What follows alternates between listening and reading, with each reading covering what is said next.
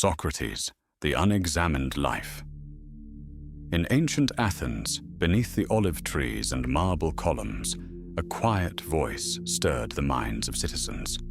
Socrates, humble and barefoot, wandered the sunlit streets, not with answers, but with questions. The marketplace bustled around him, yet his attention was always on the soul. What is justice? What is love? What is truth? He would ask. As the stars begin to shine above your own resting space tonight, imagine walking beside Socrates, the philosopher who believed that wisdom begins with wonder.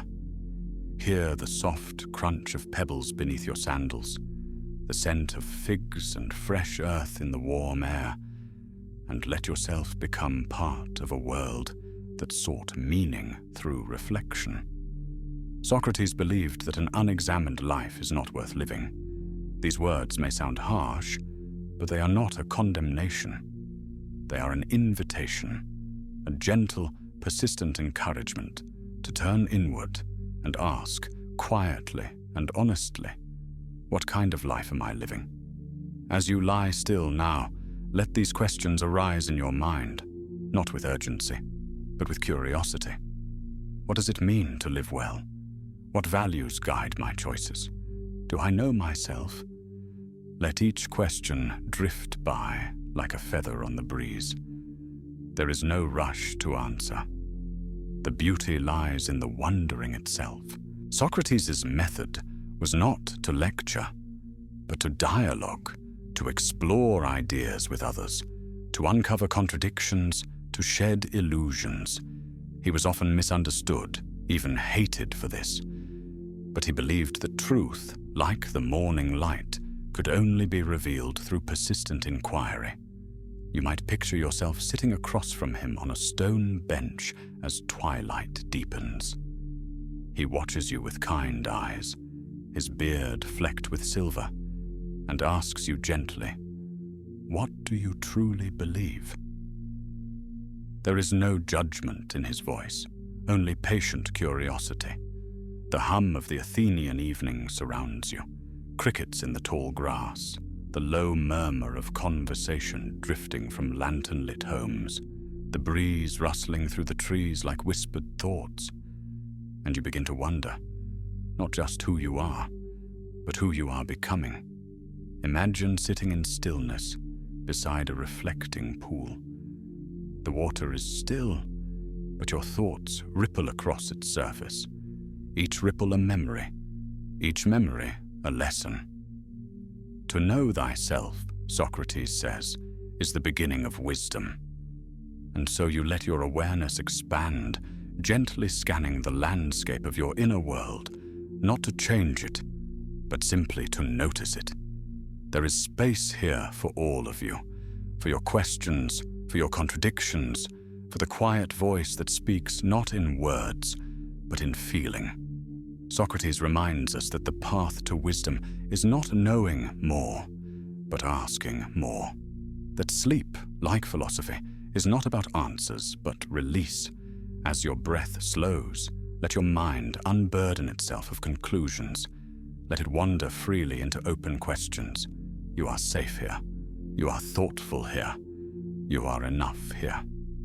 In this space, where your body rests and your mind floats gently in the sea of thought, know that Socrates walks with you, not to lead you, but to sit beside you as you discover your own way. And now, with a soft smile and a nod, the philosopher stands and fades into the moonlight.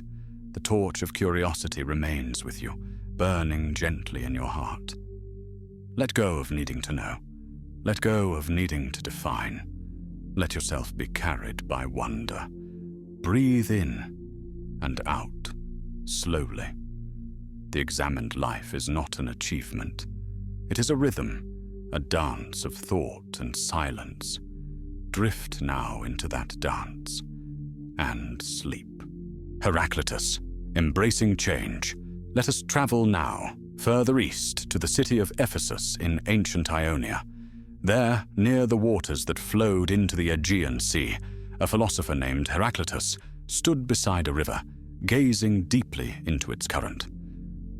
"No man ever steps in the same river twice," he wrote, "for it is not the same river, and he is not the same man."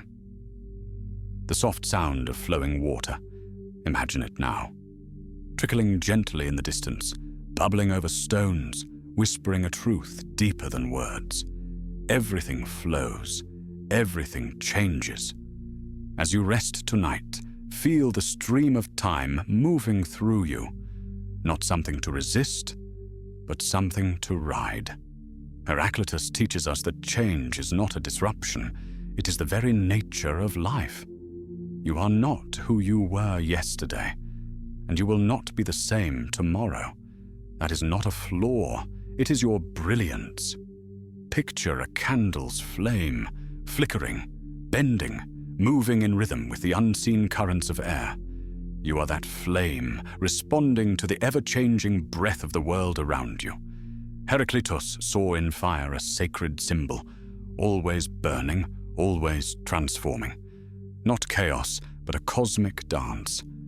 And so too are our thoughts, our bodies, our lives in motion. The night sky changes, the breath changes, even stillness shifts beneath the surface. Imagine walking through a forest during autumn. Each leaf that falls is part of a cycle. Let go. Transformation, return. So often we fear change because it feels like loss. But Heraclitus invites us to see it as the opening of a door, a passage, a beginning. Not something to fight, but something to honor. Imagine you are standing on a wooden bridge above a slow-moving river. The planks beneath your feet creak gently. The stars above shimmer in the reflection below. You drop a leaf into the water. Watch it float away, not with sadness, but with wonder. It becomes part of something larger. Each thought, each season, each chapter is a current in the great river of being. Breathe in and acknowledge the moment you're in. Breathe out and let it go. There is no need to cling. You are not the rock fighting the current. You are the current. Heraclitus saw that harmony exists through tension, through opposites, wakefulness and sleep, light and dark, joy and sorrow. It is through these contrasts that meaning arises. Think of a lyre, an ancient Greek instrument. It plays only because the strings are held in tension. Harmony is not found in stillness alone, but in the balance of forces. Allow yourself now to feel gratitude for the transitions in your life, even the ones that brought discomfort. Each moment of change was the movement of life shaping you. A child becoming a student becoming a seeker becoming still. The body changes too. Each breath renews your being. The cells of yesterday are not the cells of today. Even your dreams evolve. Let your mind drift to the edge of a great ocean. The tide rolls in, the tide rolls out. Trust the rhythm. It is ancient. It is true. In the quiet night, you may feel still, but your mind is flowing, like water beneath frozen ice. Your heart moves. Your thoughts stretch into starlight. You have changed many times, and you will change again. Let the fear soften. Let the trust grow. Just as the river carries itself to the sea, your life flows toward meaning. Sometimes slow, sometimes swift, always moving. And in this moment, you are perfectly where you need to be. Let go of yesterday. Let go of needing tomorrow. Float in the now. Let go of the pressure to remain the same. Your strength is your flexibility. Your grace is in your movement. The river flows, and so do you. Breathe and sleep with the current. Epicurus, seeking tranquility, far from the bustling cities and philosophical debates of Athens, in a quiet garden filled with fig trees and dappled sunlight, lived a philosopher named Epicurus. This was no place of grandeur, no towering columns or grand halls. It was simple, peaceful, and alive with the scent of herbs and the sound of bird song. A place where one could be without needing to become. Epicurus believed that happiness was found not in wealth or power, but in tranquility, in the quiet joy that comes when fear dissolves and the body and soul are at ease. Tonight you walk with him, barefoot in the grass, the earth cool beneath your feet. The garden is still. The air is thick with late summer warmth. Crickets hum softly from the bushes. Epicurus turns to you, not with intensity, but with a soft smile. He invites you to sit on a worn stone bench. Around you, other students lounge in the shade, sipping watered wine, speaking not in riddles, but in warmth. We are here, he says, to enjoy the simple pleasures of life, to let go of fear, and to live well. He believed that the greatest sources of anxiety came from two places, the fear of pain and the fear of death. But both, he said, were illusions. As you breathe deeply now, let those fears drift away. Pain, Epicurus taught, is often fleeting, and when it lingers, we adapt, we learn, we find moments of stillness even within it. You are stronger than you think. And death? It is not to be feared. For when we are alive, it is not here. And when it arrives, we are no longer conscious to feel it. So why worry about what we cannot feel? Why trade the peace of now for the shadow of a maybe? In this garden, life is about presence, about friendship, about enough. Imagine now, sharing bread and olives with kind companions beneath the trees, laughing softly, listening to the rustle of leaves. There is no rush, no ambition, only this moment. Epicurus did not preach indulgence, he warned against it. True pleasure, he said, is found in moderation. A full belly, yes, but not gluttony. A warm bed, yes, but not excess. He believed in joy without regret. And sleep, he would say, is one of life's finest gifts. Let yourself now receive that gift. Feel your muscles loosen, your thoughts slow. Let go of the day's noise. Picture your own tranquil garden, a space within you that is untouched by worry, a sanctuary of calm. In this space, your worth is not measured. You do not need to prove anything. You are not behind. You are not ahead. You are exactly where you belong. A breeze drifts through the trees. It kisses your skin and carries away tension. You are nourished. You are safe. You are free. Epicurus believed in the beauty of friendship, the simple joy of good company. So let yourself remember a friend, a real one or imagined, who brings you peace.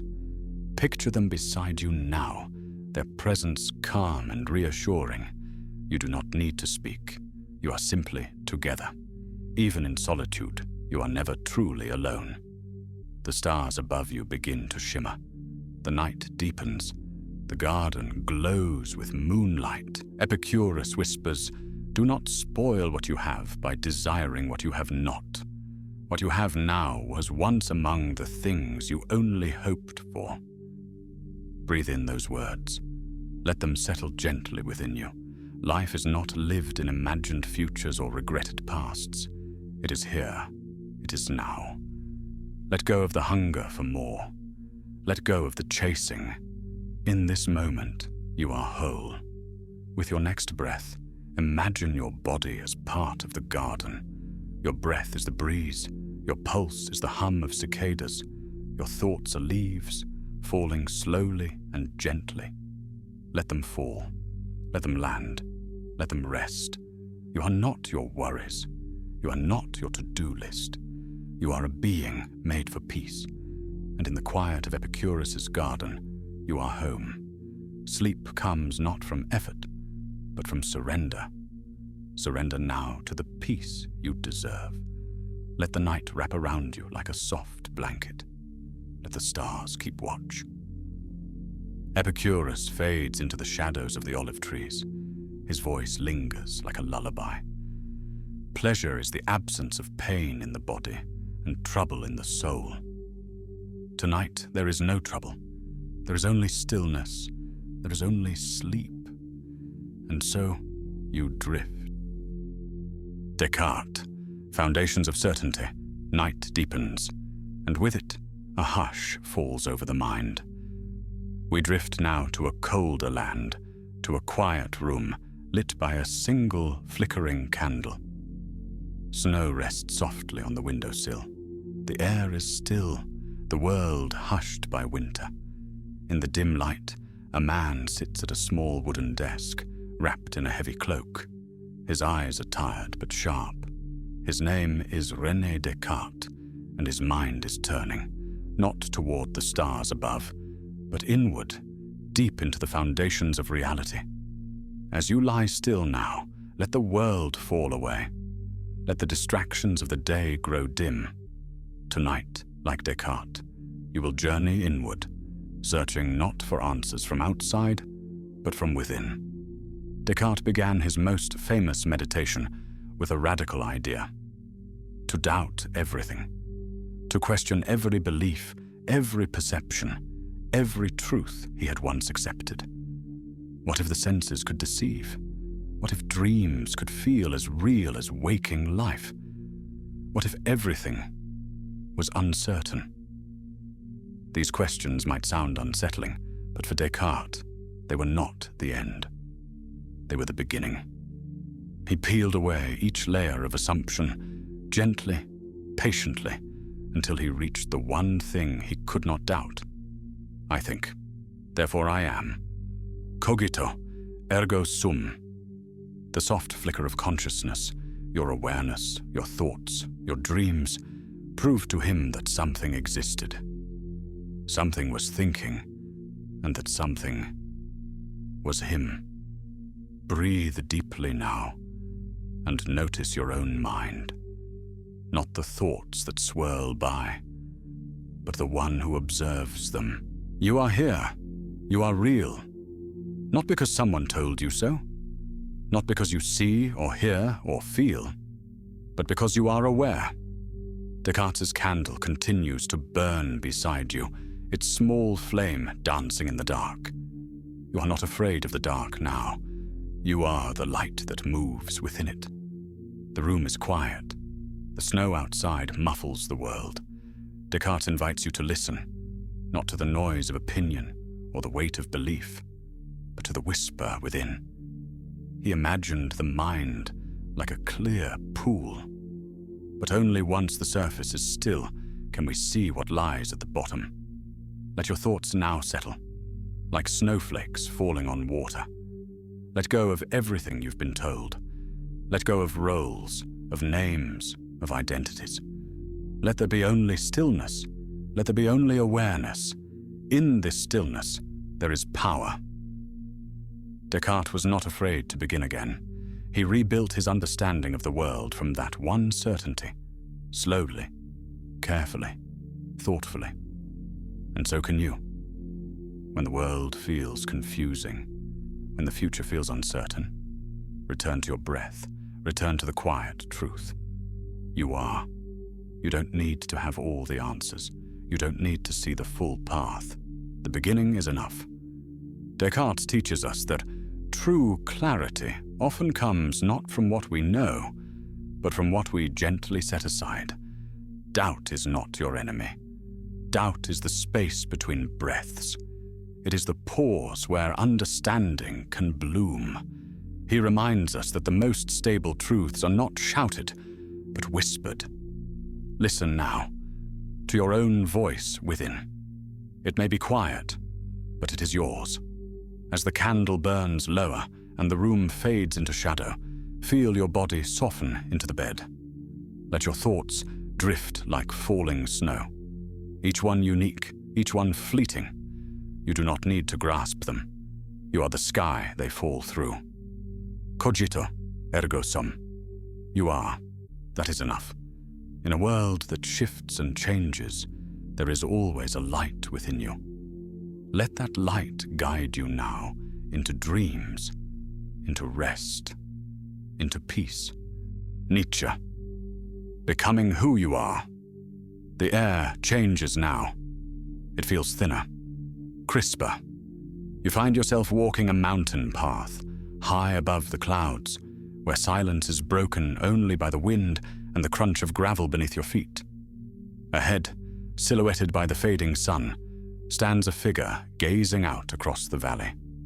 His coat flutters in the breeze, and his eyes are fire and frost all at once. This is Friedrich Nietzsche, the rebel philosopher, the poet of becoming. He turns, and with a knowing nod, invites you to walk beside him. Nietzsche did not offer comfort. He offered challenge, and in that challenge, he saw a deeper kind of peace. Not the peace of stillness, but the peace of strength. The peace that comes when one learns to carry their own weight and dance with their burdens. As you walk now, the sun sinks lower.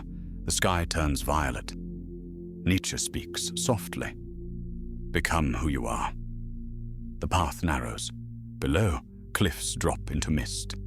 But you are not afraid. His words are with you. Nietzsche believed in becoming, never being finished, never settling. Life, he said, was not about achieving perfection, but about constant transformation. Like a snake shedding its skin, like fire consuming what no longer serves. Picture now a version of yourself, strong, radiant, wild, not flawless, but true. A self that is not afraid to speak, to move, to grow. That version lives within you, waiting. Let yourself see it. Nietzsche saw suffering not as a curse, but as a sculptor, carving depth into the soul. He asked us not to flee hardship, but to use it, to forge from it a life of meaning.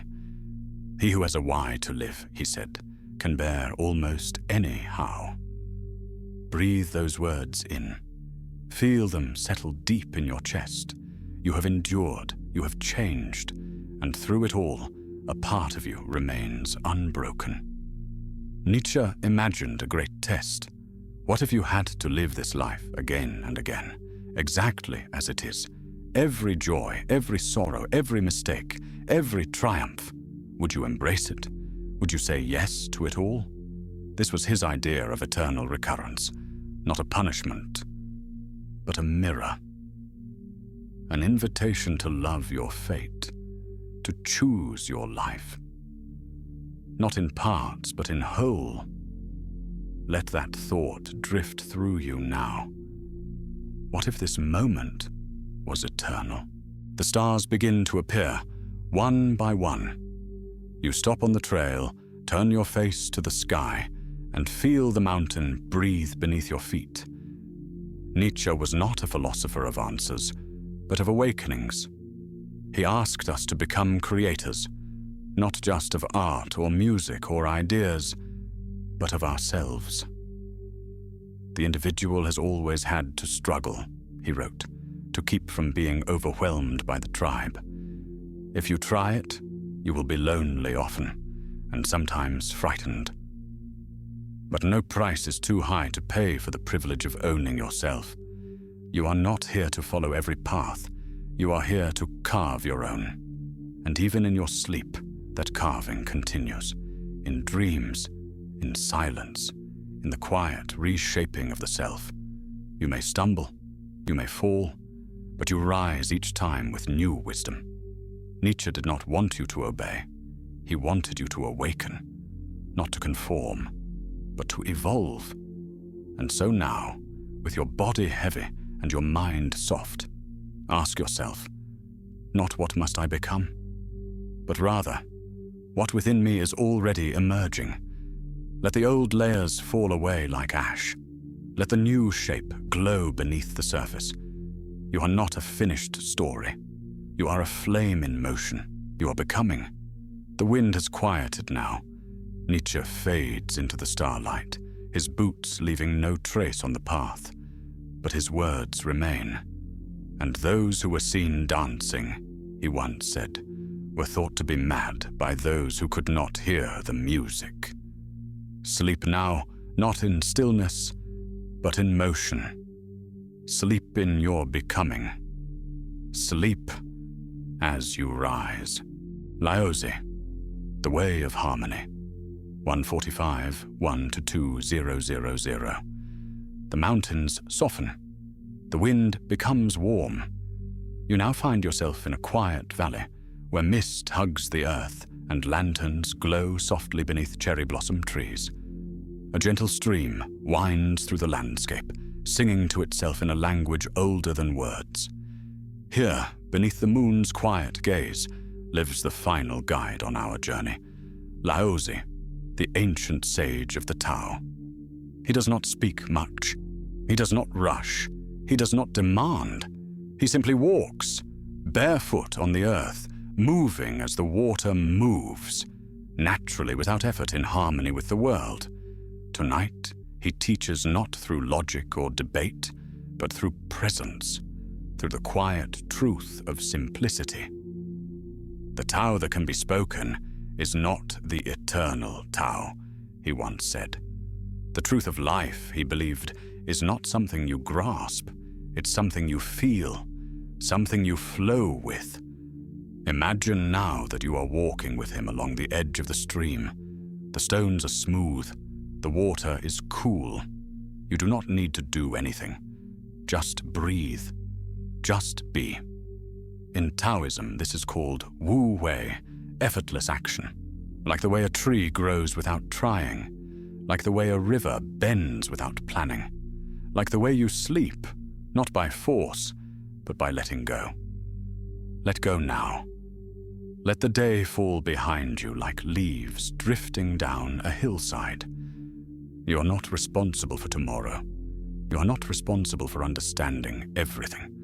The Tao reminds us, to be full, we must be empty. To be strong, we must be soft. To lead, we must follow. It is through opposites that balance is born.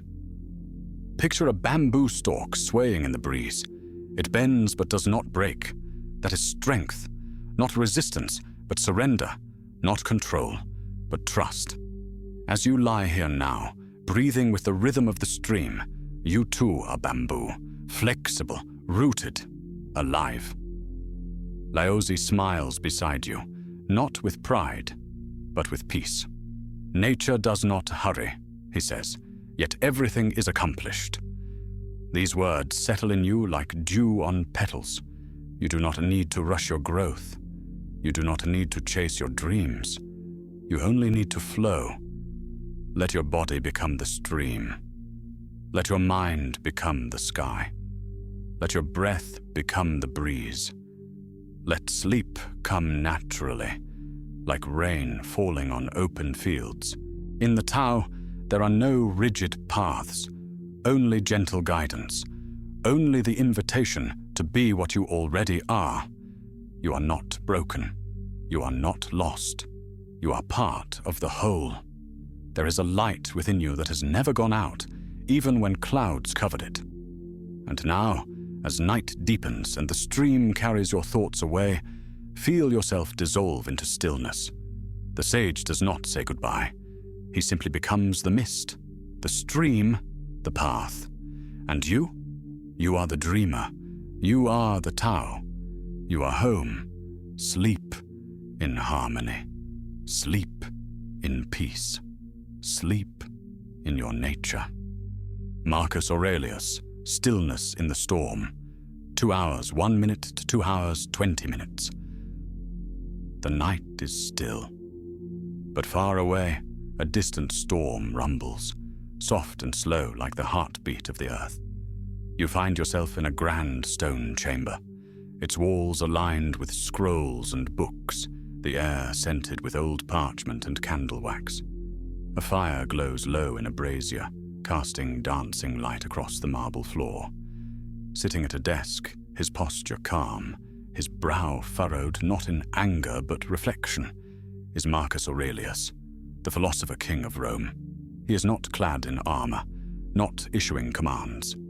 He writes, gently, slowly, each word carved with care into the silence, not for others but for himself, This is not a man seeking power. This is a man seeking peace. He believed, above all, in inner fortitude, in the stillness that cannot be shaken by the outer world, in you as the master of your own response. You have power over your mind, he wrote, not outside events. Realize this, and you will find strength. Sit now beside him as the wind rattles gently at the windows. He looks to you, not as a ruler, but as a fellow traveler on the path of wisdom. His words are steady, kind, thoughtful. He speaks of the Logos, the rational order of the universe, that within every moment, even the painful ones, there is a deeper purpose unfolding, a harmony we may not yet see. The storm outside is not your enemy. It is a reminder. You are not made of glass. You are the oak that bends, the mountain that waits. Breathe in now, deeply. You are not your circumstances. You are your choices within them. In the chaos of the Roman Empire, Marcus wrote his meditations by firelight, surrounded by war. Yet his soul was anchored, his mind a harbor.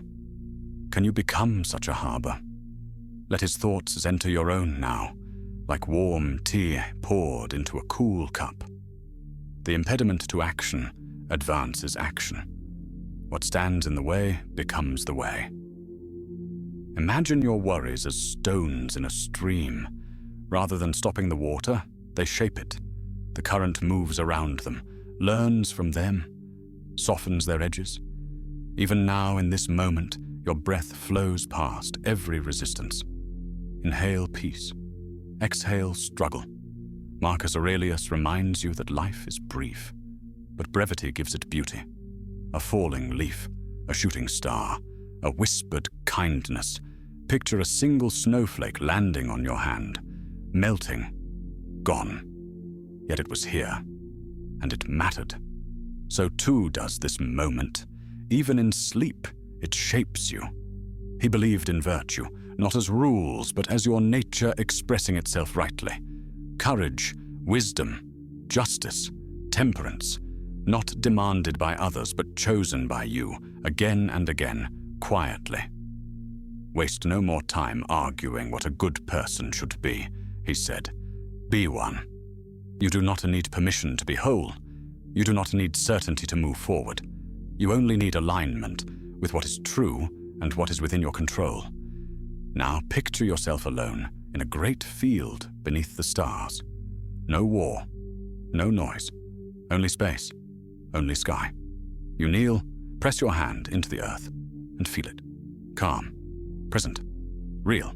This is the place Marcus lived in, within himself, and it lives in you. You have faced storms, you have endured. You have woken over and over when the world gave you reasons not to. That is strength. The philosopher closes his book.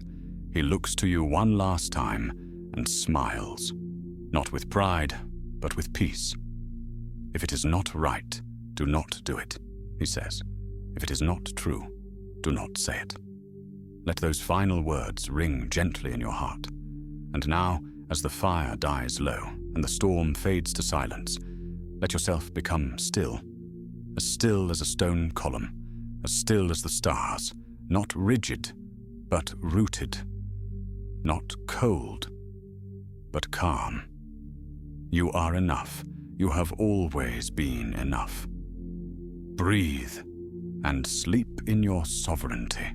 Siddhartha Gautama, The Middle Way, 221 to 24000. The world grows quiet now.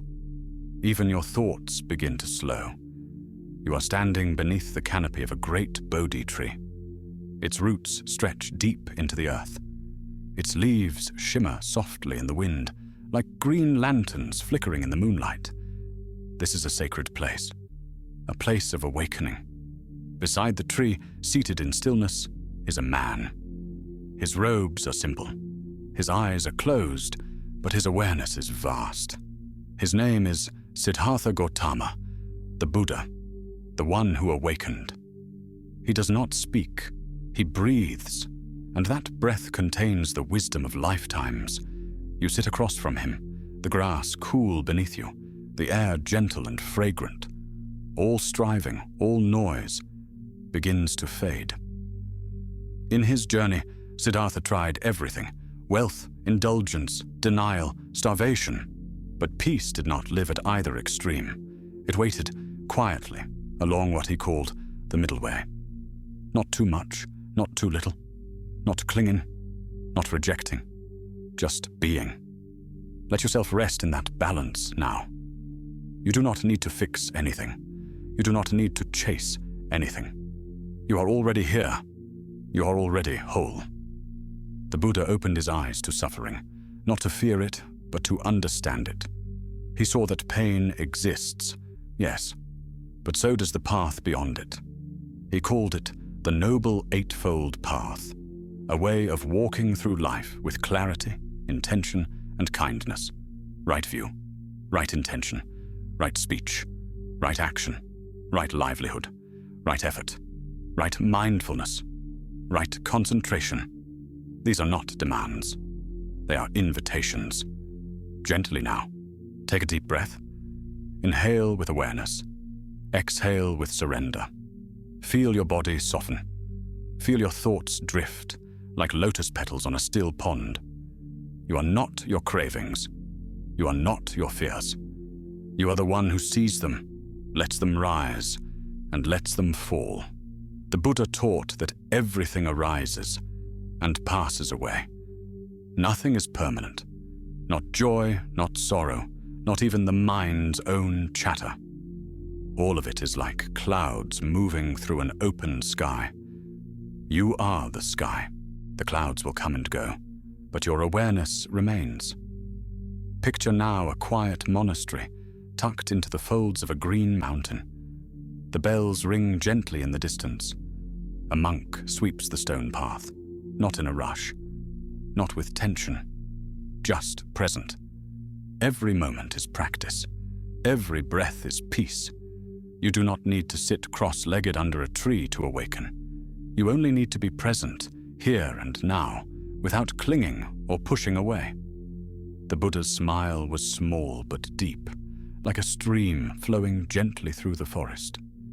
It was the smile of someone who stopped searching and started seeing. You can see too. See the softness of this moment. See how little is needed to be at ease. See how your own breath is enough. Let go of becoming. Let go of resisting. Rest in the gentle pulse of now. Inhale. Let the breath arrive. Exhale. Let the breath go. Nothing held. Nothing forced. In Buddhist teaching, there is no permanent self to defend or protect. No ego that needs to be perfect. You are a process, a flame, a song, always changing, always flowing.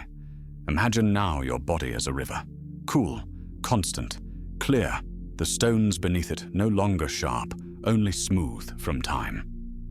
Let your worries dissolve like salt in that water.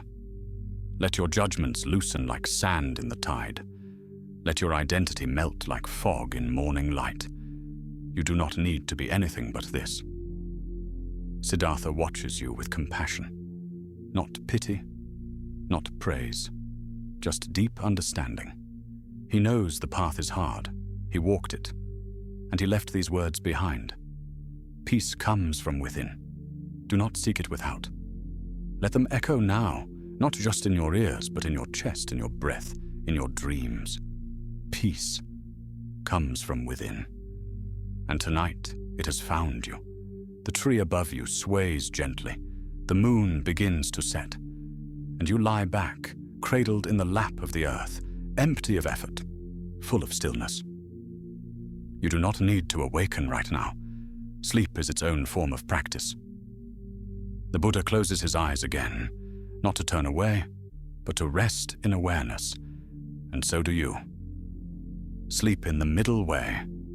Sleep in balance. Sleep in your breath. Rumi, the soul's deepest longing. Night has grown deep. The stars now shimmer like ancient candles overhead. You feel your body growing lighter, as though part of you has begun to drift beyond time. You find yourself walking across a desert beneath a violet sky. The sands are soft and cool beneath your feet, and ahead a figure moves in slow, deliberate circles.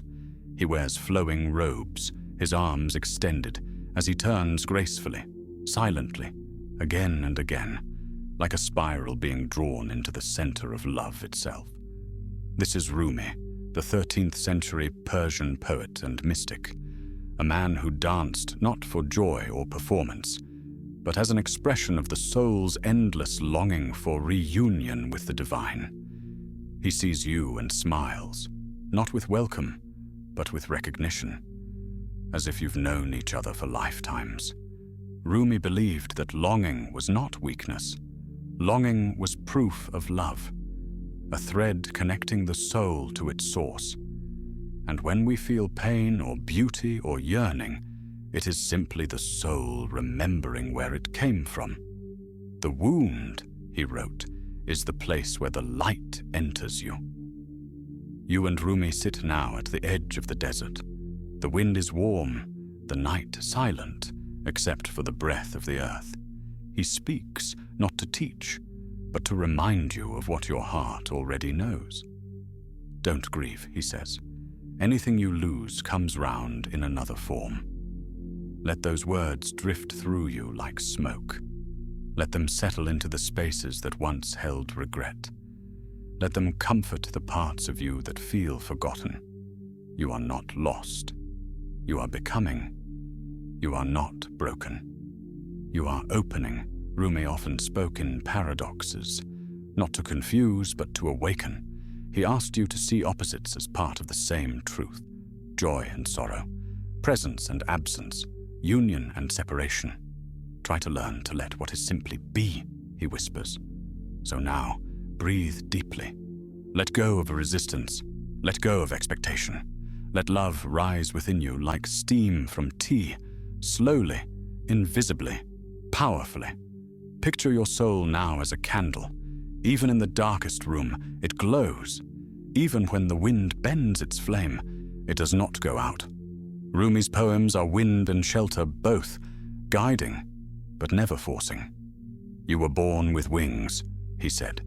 Why prefer to crawl through life? Picture yourself now with wings, not of feathers, but of energy, of essence, not flying away from life, but lifting above old fears toward the vast quiet of being. Love, to Rumi, was not romance. It was annihilation, a burning away of the ego until only the soul remained, raw and luminous and whole. He believed God lived not far away, but within. Not above, but behind the heart, in the stillness between your thoughts, in the silence between your breaths.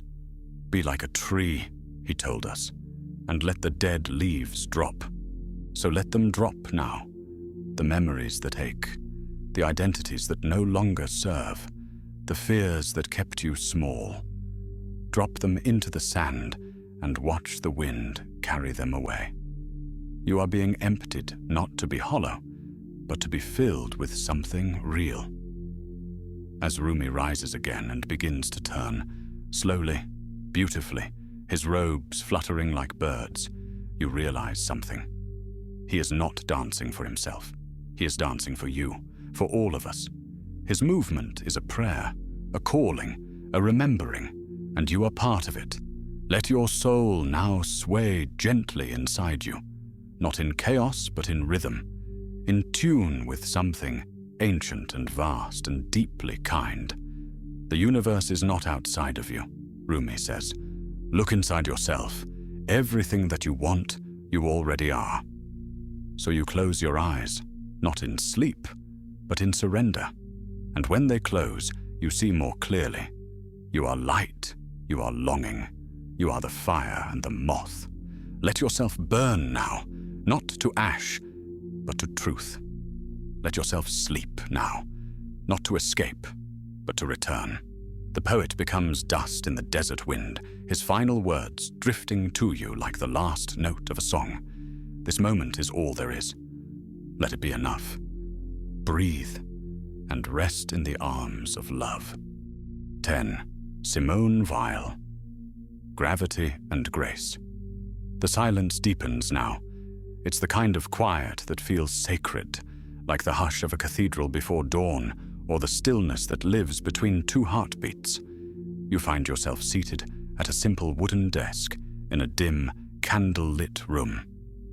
The walls are bare. The window is open, and through it flows a breeze so soft it barely moves the flame. On the desk is a single notebook, worn at the edges, its pages filled with delicate handwriting. A woman sits across from you, thin, quiet, her eyes full of both sorrow and strength. This is Simone Weil. She does not offer you small talk. She does not rush to explain. Instead, she sits in silence with you, the way only someone who understands suffering truly can. Simone Weil's life was shaped by contradiction, by deep intellect and deeper compassion, by devotion to justice and surrender to mystery. She believed that the human soul was pulled between two great forces, gravity and grace. Gravity is what pulls us down, into pain, ego, bitterness, inertia. Grace is what descends, unexpected, unsought, unearned. As you lie back now in your bed, feel those forces within you. Gravity, the weight of the day, the body, the ache of old wounds. Grace, the breath that arrives anyway, the stillness that opens unexpectedly, the love that shows up uninvited. Will believed that attention, pure, deep, humble attention, was the highest form of prayer.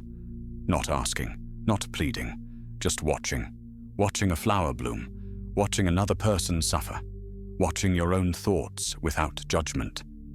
So now, just watch. Let your mind become spacious. Let thoughts come and go. You do not need to fix them. Just notice. Will once wrote, "Absolutely unmixed attention is prayer." Imagine now that you're noticing. Your presence here in this moment is enough. Not because it's grand, but because it's real. She spoke often of affliction, not just suffering, but that which strips away even the illusion of control. She did not romanticize it, but she saw something in it. The chance to be emptied, not to be abandoned, but to be hollowed, so that grace might have somewhere to land. Feel that hollowing now, not as loss, but as sacred space. Simone believed that in the deepest darkness, we can learn to say, "I consent," not because we approve, not because we give up, but because we choose to love anyway. Let that idea move through your breath now. I consent to being here. I consent to this breath. I consent to sleep, to healing, to silence. The grace Weil spoke of couldn't be summoned. It descended, unexpected, light as dew. But it only found those who had emptied themselves enough to make room. So let go now. Let go of figuring it all out. Let go of asking why. Just make space. Feel your breath pass through your body like wind through a hollow flute. The music is not in effort, but in openness. Gravity will always exist. Life will pull. But grace? Grace is what makes you float again. Grace fills empty spaces, Simone wrote, but it can only enter where there is a void to receive it. Let the void open now, not with fear, but with gentleness. A candle goes out in the next room. You hear it, the absence of flame. And somehow, that too feels holy. In the darkness, Simone remains with you, not as a voice of certainty, but as a quiet witness. She understands your ache. She understands your hunger for peace, and she reminds you, peace is not always the absence of pain, but the presence of meaning. You have lived. You have been hurt. And yet, you still hope. That hope is grace. Let it warm you, like the thinnest light in a winter sky. Let it sing, without needing to be heard. You do not need to rise tonight. You do not need to shine. You only need to rest. As you are, Simone Weil fades into the darkness, her final whisper carried on the wind. All the natural movements of the soul are controlled by laws analogous to those of physical gravity. Grace is the only exception. Alan Watts, The Illusion of Separation. The rhythm of the night shifts once more. A gentle laughter echoes in the distance, soft, knowing, amused by the great cosmic dance. You now find yourself near the shore of a still lake. Fog hangs over the water like silk. The surface reflects the stars above, blurring where reality ends and reflection begins. A figure stands barefoot in the shallows. He wears no robe, no crown, just a mischievous smile and a voice like flowing water. This is Alan Watts, a philosopher, theologian, and interpreter of Eastern thought to the Western mind. He welcomes you with humor, with wonder, and with a question. What if the separation you feel is only an illusion? He walks beside you now, hands in his pockets, voice warm and curious, not heavy with doctrine, but light with possibility. You are not a stranger to this universe, he says. You are something the universe is doing, just as a wave is something the whole ocean is doing. Let that sink in like mist into your skin. You are not separate from the stars above, nor the earth beneath. You are not in the world. You are the world, expressed in a unique, fleeting form. Breathe in, feel that truth settle into your ribs. You do not have a self. You are a process, a pattern, a song. Watts encouraged us to let go of the idea that we are minds, trapped in bodies, or souls waiting to escape. He taught that the dualities we cling to, self and other, sacred and mundane, dream and waking, are playful illusions, and the point is not to escape the illusion, but to dance with it. The meaning of life, he said, is just to be alive. It is so plain and so obvious and so simple. And yet, everybody rushes around in a great panic, as if it were necessary to achieve something beyond themselves. But there is nothing beyond you. Not because you are grand, but because you are it. Life is not outside you, watching. It is within you, breathing. Feel that now, in your chest. The rise, the fall, the great inhale and exhale of the cosmos through you. The lake before you shimmers. It no longer reflects. You realize it is you. The moon, the mist, the silence, all extensions of the same source. Trying to define yourself, he once said, is like trying to bite your own teeth. So stop trying. Let go of needing to understand. Let go of labeling and sorting and grasping. You are not a problem to solve. You are a mystery to be lived. Alan Watts laughed often, not to dismiss life's struggles, but to remind us that seriousness is not the same as wisdom, that you can be sincere without being stiff, that the universe is not a machine, but a game. Not cruel, not meaningless, just unspeakably beautiful. Picture yourself now in a vast theater, watching a play. You know it is not real, but you're still moved by it. That's what this life is, a magnificent drama, a divine act. And you? You are both actor and audience. You are the echo and the voice. Watts believed that the search for security is what makes us feel most unsafe. That by trying to pin down truth, we lose our connection to the flowing, ever-changing nature of life. To have faith, he said, is to trust yourself to the water. When you swim, you don't grab hold of the water, because if you do, you sink and drown. Instead, you relax and float. So float now. Float in your bed as though it were a sea. Let go of clinging. Let go of resistance. Let go of needing to stay above the surface. You will not drown. You are the water. You are the ocean pretending to be a drop. Watts walks ahead of you now, barefoot in the sand, his laughter fading into the fog. Not because he's gone, but because he was never separate to begin with. You and I are all as much continuous with the physical universe, he said, as a wave is continuous with the ocean. Sleep now, not like a soul leaving the body, but like a wave returning to the sea. Sleep, not as escape, but as return. You are never alone. You are never outside. You are the song. You are the silence. You are the whole dance. Sleep now, in unity. Confucius, harmony in the human heart. The night is quiet now. Not with emptiness, but with fullness. The kind of quiet that comes when something is whole. You find yourself walking through a moonlit courtyard paved with smooth stone. Red lanterns sway gently from wooden beams. Bamboo rustles softly in the wind. And beyond the garden wall, a bell tolls from a distant temple. In the center of the courtyard stands an old teacher. His robes are simple, his presence calm. He does not preach. He does not command.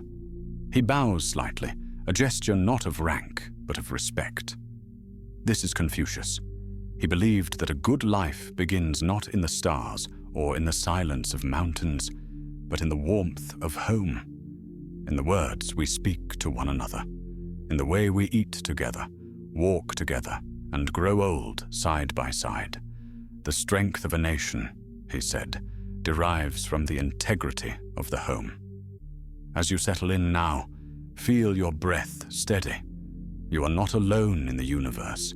You are woven into it, not as an isolated thread, but as part of a great tapestry.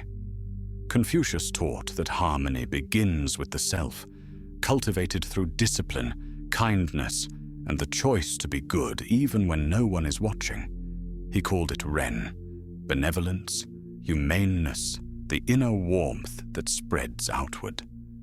Let that warmth begin now in your chest. Let it soften your shoulders. Let it slow your breath. You do not have to be perfect. You do not have to be wise. You only have to be willing to listen, to care, to grow. Confucius believed in light a ritual, not as formality, but as a way to keep the heart soft and connected. The bow, the meal shared, the quiet respect between child and elder. These are not habits. They are the architecture of belonging. Even your bedtime, this very moment, is a ritual. One of restoration. One of grace.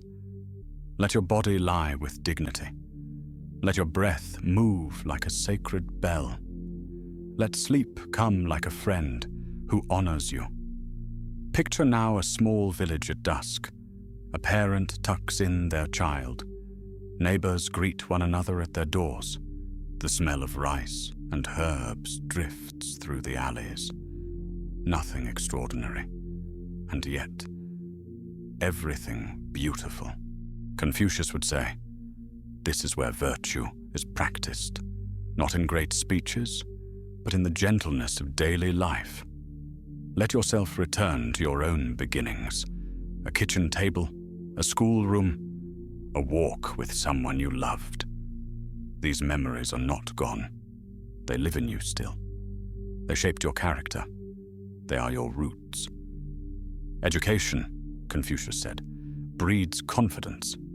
Confidence breeds hope. Hope breeds peace. So tonight, learn again. Not through facts, but through feeling. Let yourself learn how to rest. Let yourself trust in your own goodness. He reminds us, when the heart is right, the home is right. When the home is right, the community is right. When the community is right, the world begins to heal. Let healing begin with you, in your breath, in your body, in your sleep. Confucius turns now to you with a final thought. Not a command, but a reminder. It does not matter how slowly you go, so long as you do not stop. You have walked far. You have listened deeply. You have carried wisdom from many voices, and now you stop, not to quit, but to rest. Picture yourself lying beneath a great tree whose roots touch every chapter of your life. Its leaves shimmer with the teachings of every philosopher you've met tonight. Socrates' questions, Heraclitus' flow, Epicurus' calm, Descartes' clarity, Nietzsche's fire, Laozi's stillness, Marcus's resilience, Buddha's balance, Rumi's love, Weil's silence, Watt's wonder, and now, Confucius' heart. Let it all settle in you, not to overwhelm, but to nourish. You are not lost. You are home. You are not small. You are part of a greater harmony. You are not done. You are becoming. Sleep now as the lanterns flicker. Sleep now as the bell fades. Sleep now with your heart in tune. The long sleep of the wise. And now the journey is complete. You have wandered through time and thought, sat beside sages, watched rivers flow and candles flicker, listened to questions that didn't need answers, let go of the need to know, and learned to rest in what is. From Socrates' endless curiosity to Heraclitus' eternal change, from Epicurus' quiet pleasure to Descartes' steady clarity, from Nietzsche's burning will to Laozi's effortless calm, you found stillness in Marcus's strength, balance beneath Buddha's tree, longing in Rumi's flame, emptiness touched by Weil's grace, laughter in Watts's wave, and order in Confucius's heart. These were not just names. They were not just words. They were invitations to live with deeper attention, to suffer with meaning, to love with intention, to let go, to become, to begin again. Philosophy is not a subject. It is not a lecture or a test. Philosophy is how we breathe between questions, how we carry our hearts through the world. It is the still voice at night that says, you don't have to know everything to be at peace. Tonight, as you drift into sleep, know this. You are not behind. You are not broken. You are walking the path, slowly, gently, honestly. Every breath you've taken in this journey has been a kind of wisdom. Every pause, a kind of prayer. So now, let it all go. Let the voices fade. Let the questions dissolve. Let philosophy become silence. Let wisdom become sleep. You've walked with the greats. You've remembered who you are. And who you are is enough. Sleep now, philosopher. Sleep in peace. Sleep in truth.